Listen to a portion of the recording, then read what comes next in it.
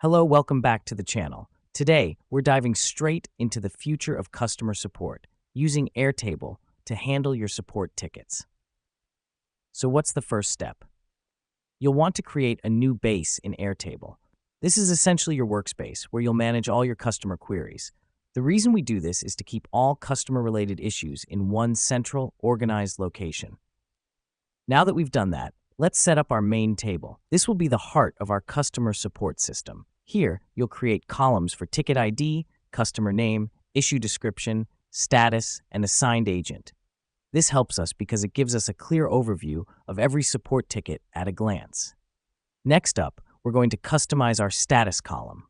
We'll use the single select field type so we can have preset status options like open, in progress, and closed. This is important because it allows us to quickly update and track the progress of each ticket. Once you've set up your table, you'll need to link it to a form. When a customer fills out this form, a new ticket will automatically appear in your table. This is a fantastic feature because it eliminates the need to manually enter ticket information and ensures nothing gets lost in translation. All right, let's take a quick pause.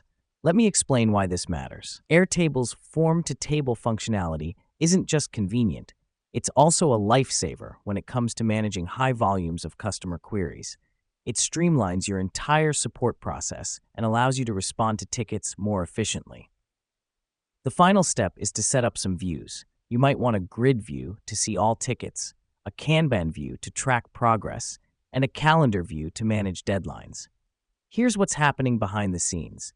These different views help you visualize your data in various ways, making it easier to manage your tickets and spot any bottlenecks in your process. And there you have it. With Airtable, you've now got a powerful, efficient, and user-friendly customer support ticket system. It may take a little time to get used to, but trust me, it's worth it. Thanks for tuning in today. We hope this guide will help you revolutionize your customer support process. Until next time.